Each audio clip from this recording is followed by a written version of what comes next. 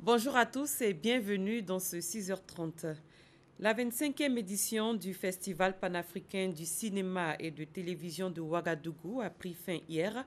C'est le film Félicité du réalisateur sénégalais Alain Gomis qui a remporté l'Étalon d'or. Ce long métrage raconte la vie difficile d'une chanteuse de bar à Kinshasa. Franck Wadiou. Félicité. Alain Gomis remet le couvert au FESPACO 2017. Il est l'étalon du Yenenga avec le long métrage Félicité. Après son triomphe de 2013, vainqueur avec Tei aujourd'hui. Le Sénégal a l'honneur porté par les mains des chefs d'État des républiques de Côte d'Ivoire et du Burkina Faso, Alassane Ouattara et Roch Kaboré. Tout un symbole. L'institutionnel s'engageant pour un réel appui au cinéma africain, un vœu pour le nouveau lauréat du FESPACO, Félicité de Luis Gomis, et lui aussi meilleur son, avant tout, une aventure humaine. Un film qui est sur la dignité, qui essaye de parler de la vie aussi des quartiers populaires, des gens qui se battent tous les jours pour avoir justement de quoi avoir un toit, avoir de quoi manger, etc. Des petites choses. Une cérémonie de clôture haute en couleurs et plusieurs prix. Frontière de la Burkinabé Apolline Traoré, après 2 prix spéciaux s'arroge le prix Paul Hodgson, la jeune Rwandaise Marie-Clémence Doussabé Jambo avec A Place of Myself, un talent révélé avec 3 distinctions. Les talons d'argent revient au Béninois Sylvestre Amonsou avec Orage africain. La Côte d'Ivoire ne repart pas les mains vides. L'interprète d'Olivier Koné, désigné meilleur montage, et Aphasie de Hyacinthe Onsou, prix spécial du FESPACO en catégorie série. Nous sommes fiers, très heureux d'avoir remporté ce prix que nous dédions d'ailleurs à notre aînée, feu Marie-Louise Asseux, qui n'est plus. Je le dédie aussi à ma mère et surtout à toute mon équipe qui a bossé dur de jour comme de nuit pour arriver à ce résultat-là. Des heureux et des moins heureux. Au final, le véritable triomphe revient au cinéma. La Côte d'Ivoire, pays invité d'honneur, satisfaite d'avoir joué aux côtés du Burkina Faso, pays organisateur, sa partition. C'était vraiment quelque chose de particulier, très profond. La culture africaine, la culture continentale, notre culture qui est célébrée avec tant de joie et tant d'organisation. C'est la première fois qu'un chef d'État participe à la clôture. Il aurait même voulu participer à l'ouverture. N'eût été des contraintes de dernière minute. Mais en tout état de cause, pour nous, c'est une fierté. Et ça confirme encore une fois de plus la qualité des relations qui existent entre nos 2 pays. Le FESPACO 2017, c'est fini. Il y aura eu quelques 165 films projetés en 8 jours. L'édition 2019, qui aura lieu du 23 février au 2 mars 2019, coïncidera avec le 50e du FESPACO. Parlons salubrité à présent. L'opération Grand Ménage est entrée dans sa phase active ce samedi. Dans le quartier d'Anono à Cocody, la première dame Dominique Ouattara a donné le premier coup de balai. Elle a appelé les populations à s'impliquer dans ce processus d'assainissement des villes et communes du pays. Jérôme Kofi Aboulin. Décidée par le gouvernement ivoirien, l'opération Grand Ménage pour l'entretien et la protection du cadre de vie des populations ne peut être mise en route sans que la première dame de Côte d'Ivoire y mette ses empreintes en tant que marraine. C'est donc chose faite et ce n'est pas étonnant que Dominique Ouattara, que l'on sait militante pour les grandes causes, ait donné elle-même le premier coup de balai ce samedi pour le lancement de cette opération censée procurer aux Ivoiriens un environnement sain à tout jamais. Pour la première dame de Côte d'Ivoire, le top départ à Anono a tout son sens. Nous sommes venus le 28 février au Palais de la Culture pour affirmer notre engagement à avoir un pays propre et avoir un pays où toutes les maisons, les communes, les quartiers, les villages soient nettoyés. Donc je suis venue réaffirmer cet engagement avec mes frères et sœurs et on a commencé par Anono parce qu'il me semblait que c'était symbolique de commencer ici. Donc voilà, je suis venue dire que c'est très important pour la santé des populations que le pays soit propre, soit sain. C'est très très important. Il faut balayer, il faut nettoyer. Quand vous voyez des ordures, il faut les enlever. Et c'est ce que je suis venue faire ce matin. Une autre localité tout aussi historique choisie dans le cadre de cette caravane de la propreté est Treichville. Dominique Ouattara, après Anono, y a mis le cap. L'avenue 11 qui a accueilli la première dame sous les ovations des populations, au premier rang desquelles le maire de Treichville, Albert François Amicha, lui a permis de s'imprégner de l'exemple réussi de cette cité en termes de gouvernance environnementale. La rue est propre, c'est magnifique, c'est sain et c'est un espace où il fait bon vivre. Et c'est un bel exemple à donner à toute la Côte d'Ivoire. J'encourage tout le monde à faire la même chose. Et je dois dire que ça a été fait de façon bénévole, donc c'est une très très belle initiative. Engagement national, le grand ménage piloté par le ministère de la Salubrité, de l'Environnement et du Développement durable se veut comme tel. Pour la première dame de Côte d'Ivoire, qui en est donc la marraine, c'est par l'implication de tous que l'opération peut connaître le succès escompté. Les populations du Grand Nord ont exprimé hier leur soutien au président Alassane Ouattara à la faveur d'une cérémonie d'hommage. La mobilisation était exceptionnelle avec des milliers de personnes présentes au stade municipal de Korogo. Ce meeting de soutien et d'hommage a regroupé l'ensemble de 9 régions constituant le Grand Nord, désireuses de traduire leur reconnaissance au chef de l'État, Charles Tatou.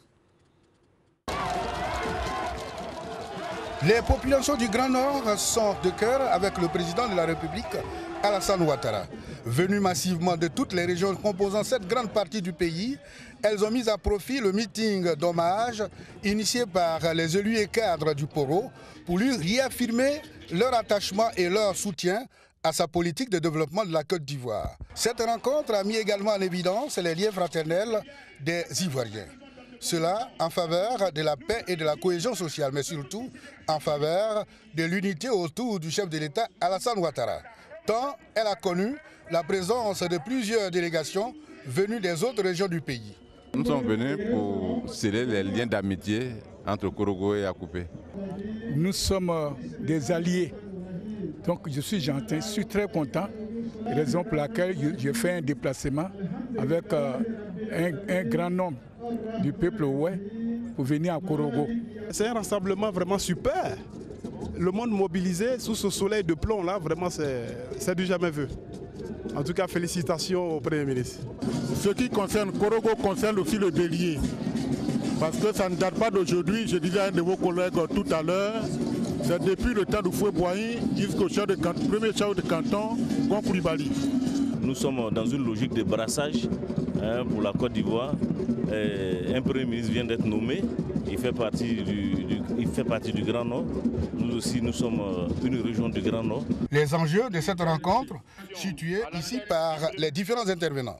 La tâche du comité d'organisation a consisté à mettre en place un cadre idoine à même de permettre à l'ensemble des régions du Grand Nord et à leurs alliés de lancer un message de paix, de cohésion sociale, de stabilité et d'unité, gage de tout développement durable. Le président de la cérémonie, le Premier ministre Amadou Gon Coulibaly, lui, se réjouit de cette grande mobilisation. Nous voyons toute la Côte d'Ivoire ici présente pour venir rendre un hommage au président Alassane Ouattara. Merci à tous. Son Excellence, Monsieur le Président Alassane Ouattara, attend de nous que nous travaillions dans une grande complémentarité à la mise en œuvre de ces orientations institutionnelles et de développement pour notre pays.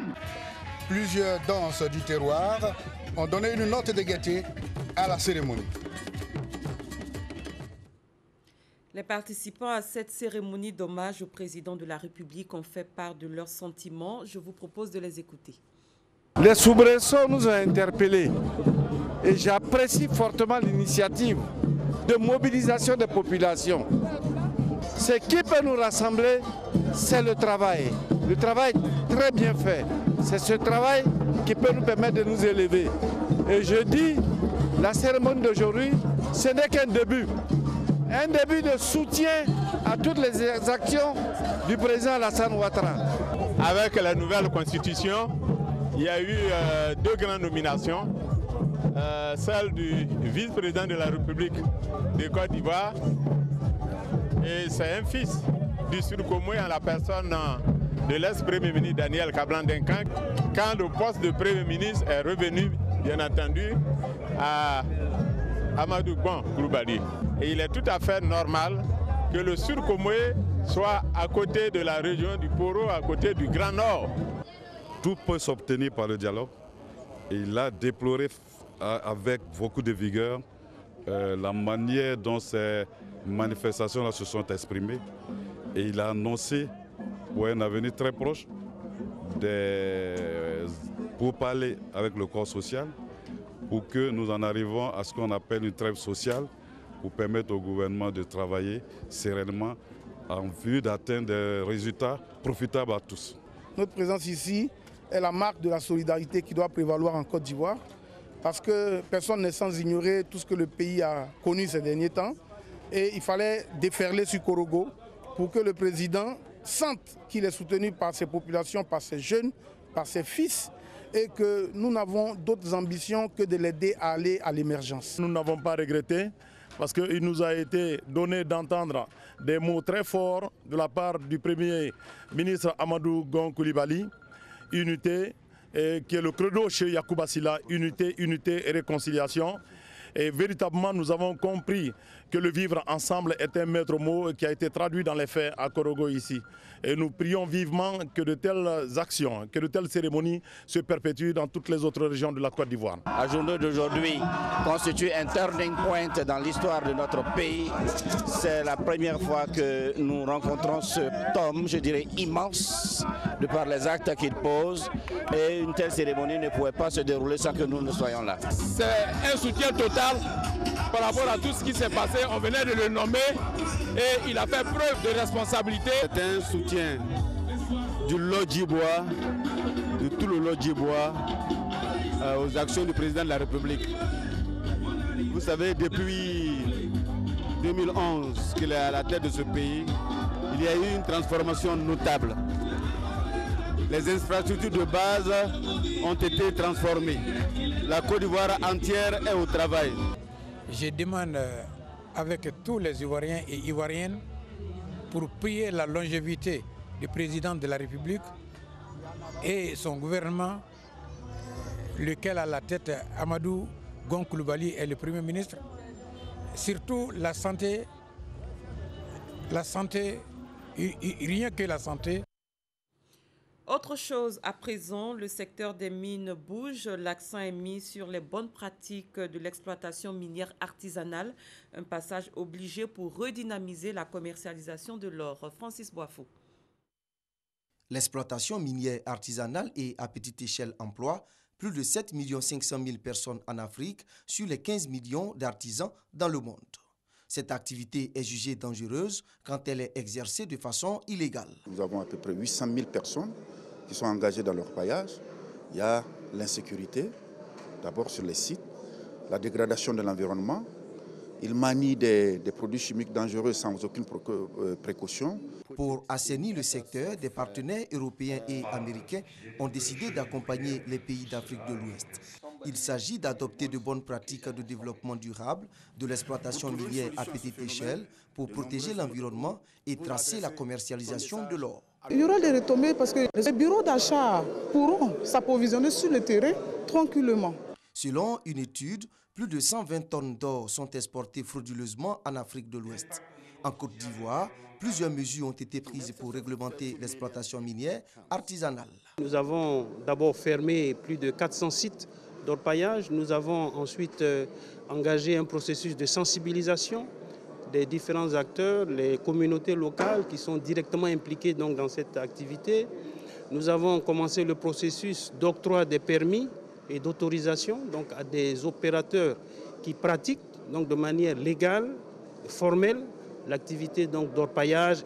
Les opérateurs miniers encouragent les actions de l'État. Ils souhaitent une franche collaboration avec les industriels. Pour que, éventuellement, les industriels qui ont déjà des titres miniers puissent nous permettre de pouvoir encadrer le secteur de l'artisanat minier auprès d'eux. Cet atelier régional se veut un cadre d'échange d'expériences entre les experts européens et américains, les industriels et les artisans en vue de booster la commercialisation de l'or par l'adoption de bonnes pratiques d'exploitation minière artisanale. À l'étranger, en République démocratique du Congo, après 3 semaines de siège, les forces de police ont lancé à Kinshasa un assaut contre le siège de la secte chrétienne Bundu Dia Congo, fondée dans les années 80. Cette intervention policière s'est soldée par la mort d'au moins 3 fidèles de la secte et d'un policier. Le prophète autoproclamé de la secte à qui les autorités reprochent la responsabilité d'attaque au Congo central ainsi que son épouse ont été arrêtés. Ce prophète autoproclamé est également un élu du Parlement. Macabre découverte dans l'ouest de l'Irlande, une quantité importante d'ossements humains a été exhumée dans l'enceinte du foyer pour mères célibataires catholiques de Bon Secours de la ville de Tuam. C'est probablement la preuve matérielle que recherchaient les inspecteurs d'une enquête baptisée La Fosse aux 800 bébés, des enfants nés pauvres ou hors mariage qui auraient tous succombé à de mauvais traitements de la part des religieuses de l'orphelinat dans les années 20 à 1960. C'est la fin de cette édition. Merci de l'avoir suivi. Très bon dimanche à tous et à toutes.